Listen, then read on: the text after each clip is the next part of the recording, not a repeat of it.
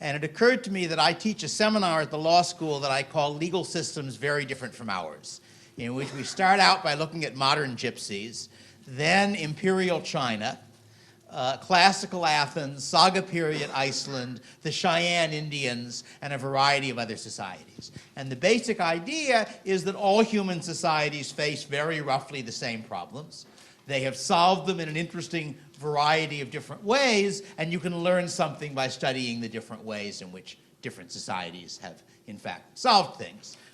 In one detail, which I won't go into, I like to claim that Iceland shows that the American legal system is a mere 1,000 years behind the cutting edge of legal technology, since their legal system had a simple feature which I argue would improve ours.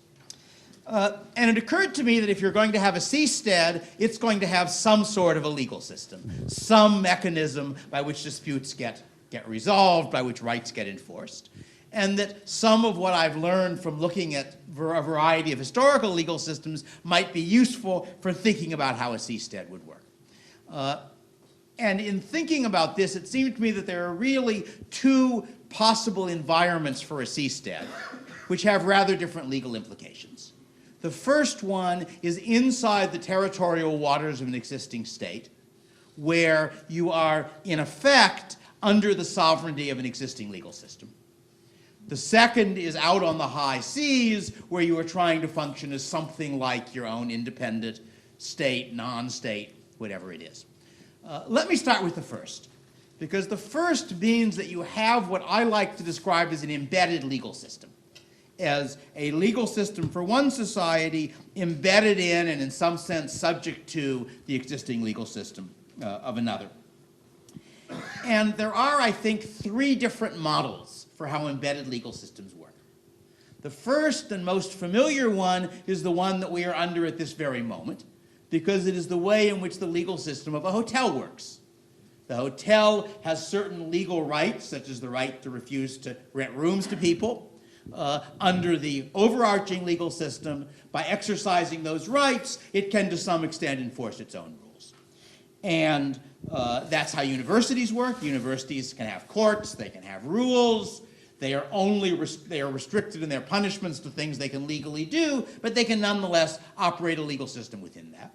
Or to take a bigger example, that's the way the Mormons work. The Church of Latter-day Saints no longer is an independent state since some difficulties back 100 and some years ago, but they nonetheless have their own courts and their own laws.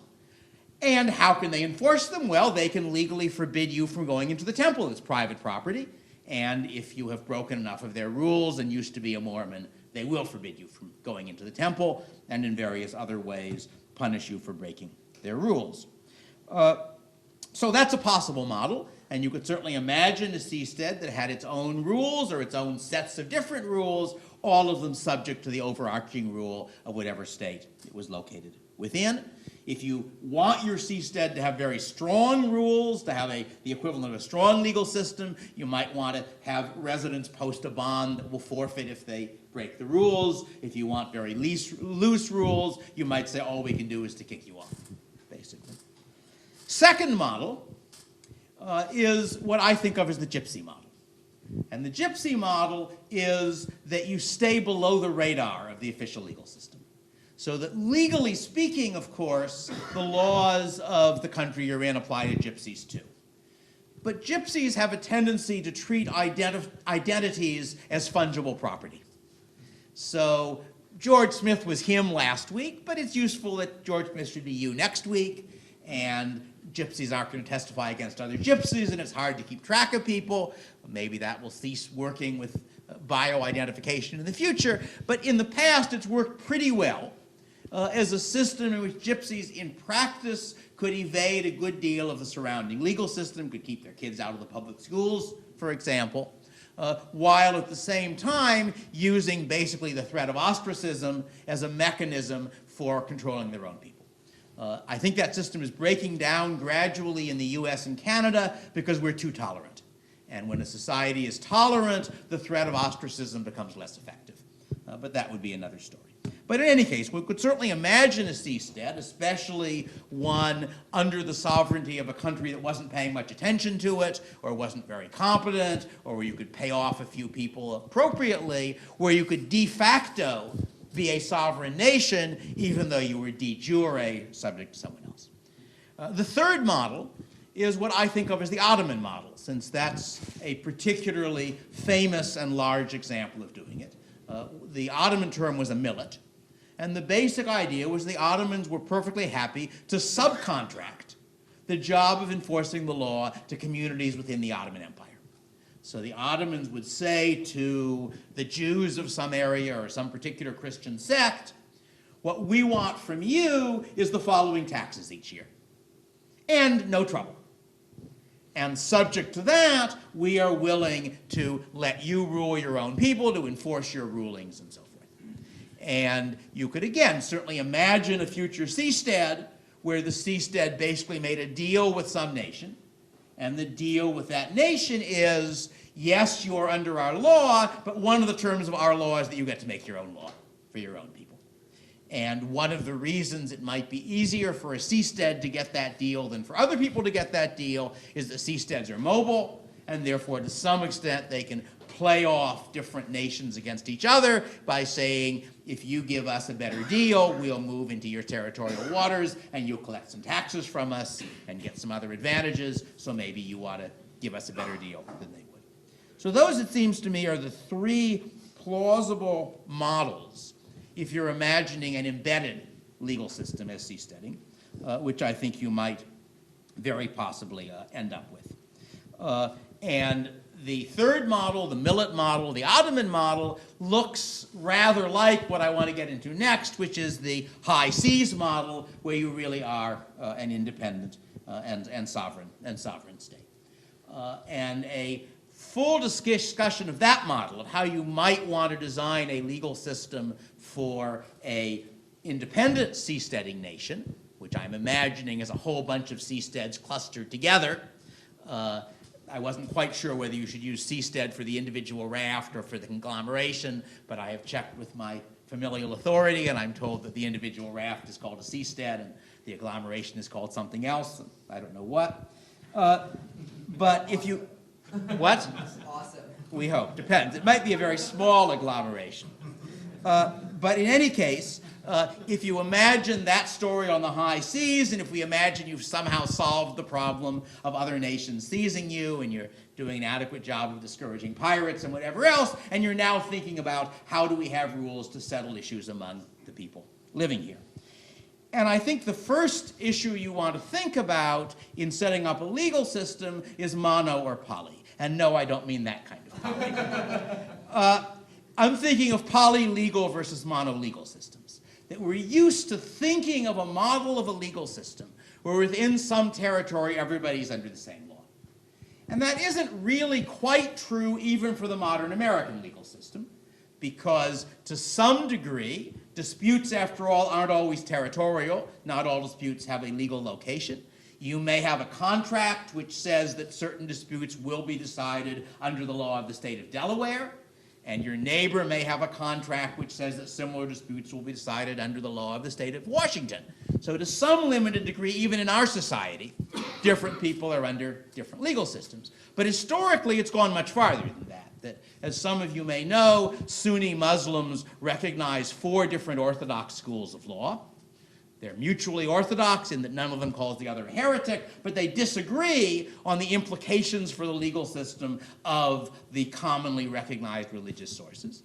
And at least in the Middle Ages, a large Muslim city would have had 4 different court systems, one for each of those. It would very possibly have had a court system for the Jews, a court system for the Christians, a court system for the Shia.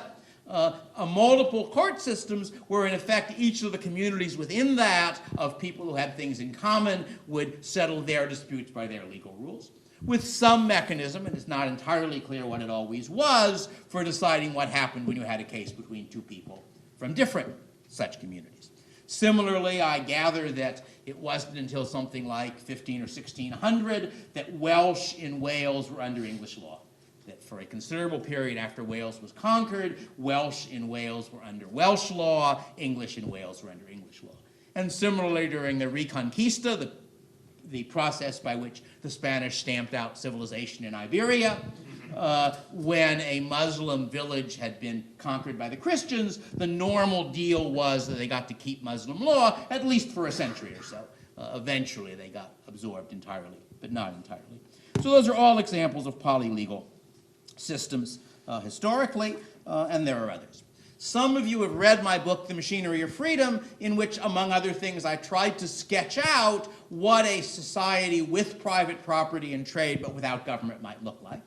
And what I described there was a system in which individuals were the customers of enforcement agencies, and the enforcement agencies recognized that one of their customers might think his rights have been violated by another agency's customers, and that raises obvious problems, and therefore it's in the interest of the enforcement agencies to contract in advance with each other to specify the private courts that will settle such disputes. And that then is, in fact, a polylegal system, as I think my friend Jeff Hummel was the first one I remember pointing out, that my model of anarchy was very different from the pre-existing competing model of anarcho-capitalism in which there was a single consensus legal system. In mine, legal systems are competing, and there is at least some tendency for people to say, well, the reason I will be a customer of this agency is that the court they use to settle disputes among their customers is one I like, that it has legal rules that I want to live under, and furthermore, they've done a pretty good job of negotiating to get legal rules with other people that I'm happy to live under. So you have a sort of a market pressure towards generating optimal legal rules. And people who are interested in that question, the book is still in print, and you can read it there.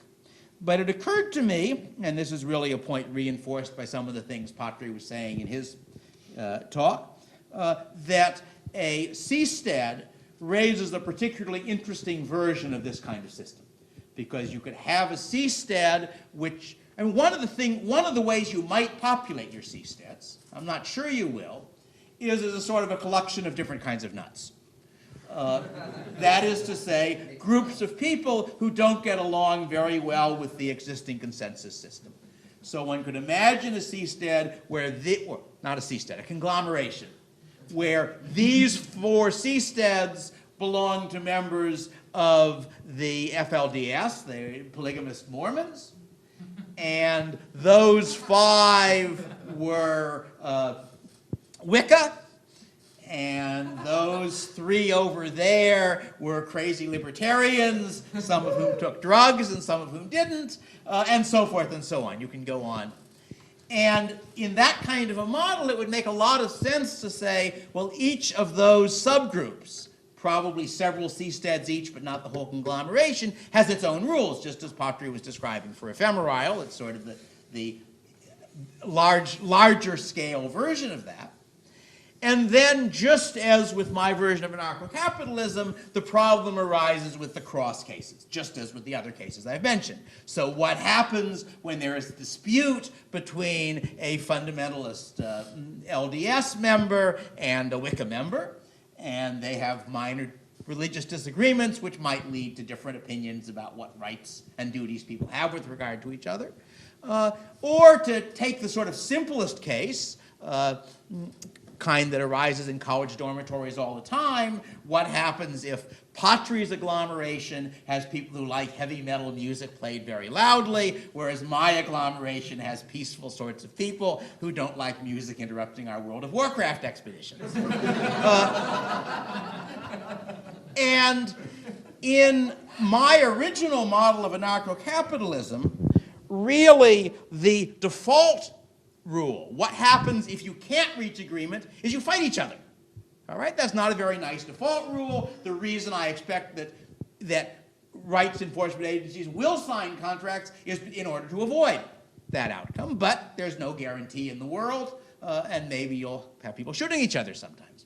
And one of the really neat things about the seasteading model is that you have a much simpler default rule. That if we really, after all the arguments, can't reach agreement on some common court or some rule to settle disputes between members of my agglomeration and your agglomeration, one of us calls a tugboat. and one of the agglomerations, whichever one is feeling worst about the situation, gets pulled out, one of the sub-agglomerations. My 5 Seasteads move out of the agglomeration far enough so I can't hear his damn music. That solves that problem. And of course, over time, because of the fluidity of the seasteading architecture, as it were, I don't have to limit myself to my 5 Seasteads, because I'm going to find out by online conversations that there are 4 other Seasteads 3,000 miles south of us, which also pulled out because of that damn heavy metal music. And meanwhile, the FLDS people who pulled out of a Seastead up in the Pacific, I'm not quite sure if we can pull Seasteads through the canal. It's going to be a little difficult, but with global warming, the Northwest Passage is opening up, and the Northeast Passage is already opened up, as you may know. It's got used this year. So there are going to be 4 FLDS Seasteads, and there are these odd people who have somewhat more restrictive marital system than the FLDS. They only allow 4 wives. And they didn't get along with their Seastead either, because most of the Muslim world isn't very high tech, and so they were a small minority on their Seastead somewhere in the Mediterranean. They wanted to get not too far from Jerusalem. And so the fundamentalist Muslims and the fundamentalist LDS can get towed together, and with luck they can work out a common set of rules. So you could imagine over time a system in which individual sort of sub-agglomerations have their own legal systems and can clump with similar ones, thus minimizing, not eliminating, but minimizing the problems that come from the cross-law conflicts that are going to evolve, going to arise in any polylegal system. And after all, of course, the world as a whole is a polylegal system, and the standard solution to the problem, which everybody is used to, is geographically distinct legal areas. And what happens when you can't reach an agreement on a border? Well, you have a war. That's the same breakdown situation as under anarcho-capitalism. It's just that it's likely to happen a lot more often on historical evidence with the standard system than with the competitive system, because the standard system has funds coming from a captive market, whereas the anarcho-capitalist competitive system, the funds depend on you having customers who are willing to pay for what you're offering them, and if what you're offering them is a free fire zone, they may not be too willing to pay for it. So in any case, those were the main points that occurred to me. Now I have a few more minutes left if my watch is right, and so there were 2 other points I wanted to mention. One of them is in setting up a particular legal system, whether you go back to a mono-legal system for your whole conglomeration, or whether imagining one of the sub-ones. One of the interesting questions is how you get the rules enforced. Because we're used to thinking of a rather radical, on the whole pretty modern model, in which the way you get rules enforced is you have professional enforcers called policemen and public prosecutors, and it's their job to arrest people, to prosecute them, and so forth. But in fact, the modern legal systems we live under are actually 2 legal systems. Our legal system is redundant, a point not often mentioned, because we've got a system called criminal law, which works the way I just described, and a system called tort law, in which everything except the final stage of collecting the judgment is being done privately. That is to say, the victim of a tort is the one who collects the evidence, figures out who ran into his car, he or his lawyer prosecutes the case. If there's a settlement, it's between private parties. So we actually have a world with one system called criminal law, one called tort law, one publicly prosecuted, one privately prosecuted. If you look historically, private prosecution of what we think of as criminal law is actually a very, very common system. If you look at classical Athens, for example, which is a wonderful legal system invented by mad economists, some of it, the impression of a lot of smart people, some of whose ideas worked and some of whose didn't. Or if you look at England as late as the 18th century, where criminal law was nominally the king versus so-and-so, but the king didn't have any lawyers working for him, and the actual cases were being prosecuted by the victims. And if you look at many, many other historical legal systems over time, what you observe is a system where you have some set of rights. The rights mean either in the tort model that the victim of an offense has a claim against the offender, and he goes through the legal procedure to get that claim implemented, or in a privately enforced criminal model, which is the 18th century English one, anybody has a claim against an offender because I saw you do such and such, which is an offense, and anybody who wants can prosecute him, and some of the fine the offender pays if convicted goes to the prosecutor if successful. I mentioned classical Athens. One of the obvious problems with the system I've just described is the temptation to make up crimes that rich people you've decided are guilty of and prosecute them in the hope of getting some money out of it, or of getting paid off to drop it. And the Athenians were aware of this problem. The Athenians had big juries. And one of their legal rules was that if the prosecutor did not get at least 30% of the jurors to vote for conviction, the prosecutor was fined. Have a couple more minutes. Let me give you as a puzzle my other favorite bit of Athenian law. Athens had this very straightforward way of producing what we think of as public goods. And the rule was that if you were one of the richest Athenians, every other year you had to produce a public good. So one of the magistrates comes to you and he says, you know, you may have heard we're sending a team to the Olympics this year. Congratulations, you're the sponsor. Or you see that lovely trireme down at the deck. Guess who's in charge of her this year? And there were two ways of getting out of it. And one of the ways of getting out of it was to show that either this year or last year you already had done such a thing, because you only had to do it once every other year. The other way was to show that there was another Athenian who was richer than you were, who wasn't doing one this year, hadn't done one last year, and therefore he should do it instead of you.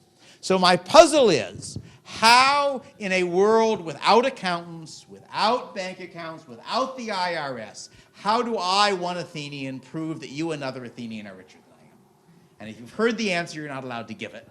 But if you haven't heard the answer, I will leave it to you as a puzzle, and I will give you a minute and a half now to ask questions. Thank you.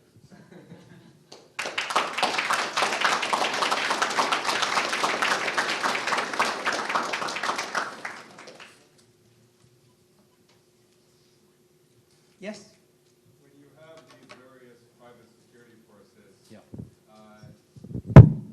is there an increasing returns to scale problem? Are they natural monopolies? Yeah, that's an interesting question in general. And when I originally described this, the argument I offered was that we don't observe that law enforcement is cheaper and better in large cities than in small towns. Now, there are a lot of other differences as well. But it's not clear to me that there are very large returns to scale. But that's obviously an empirical question, and it would be different at different times with different technologies and so forth. Depends partly what you imagine the agencies are doing.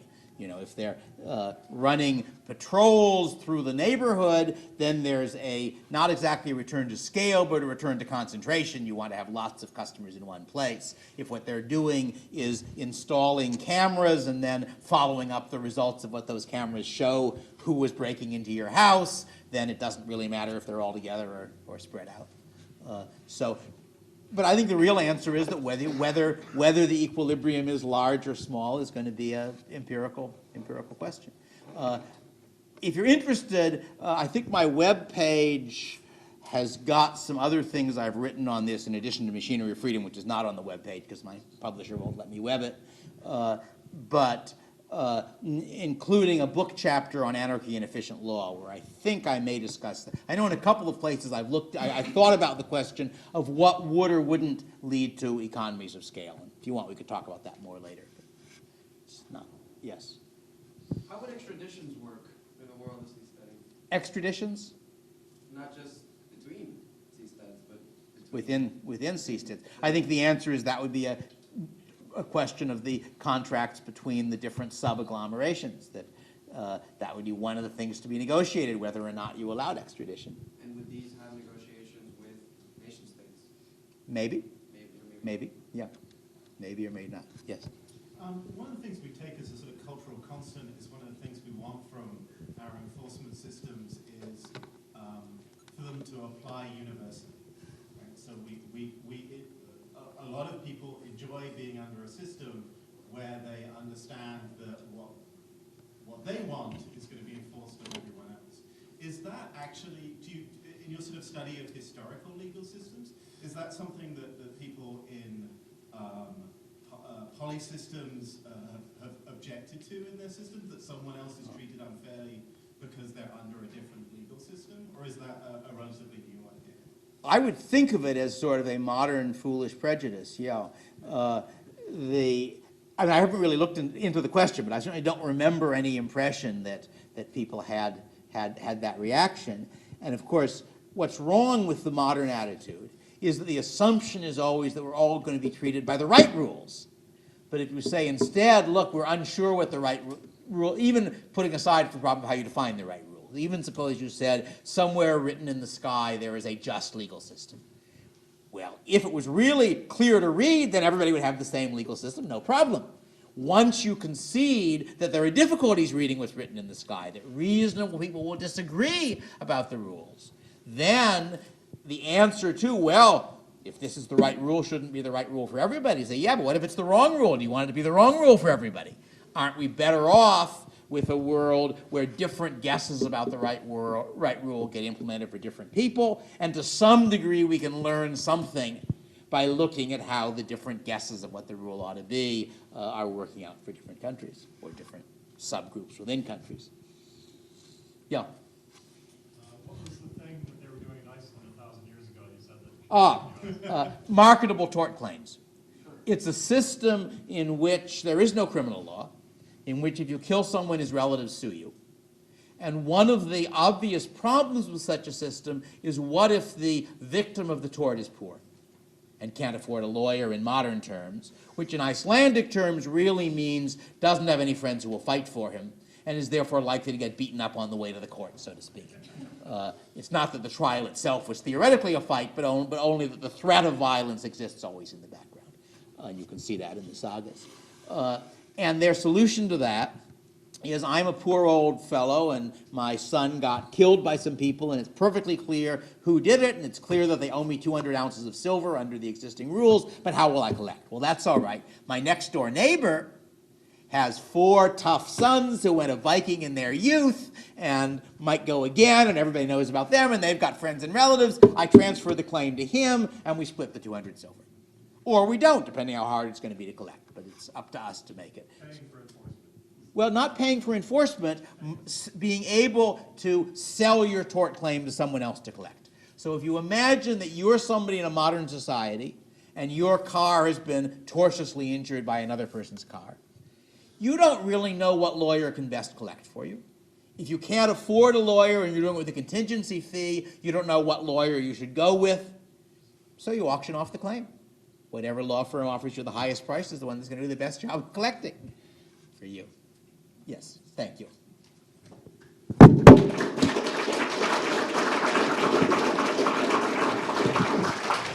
Thank you. That was David Friedman.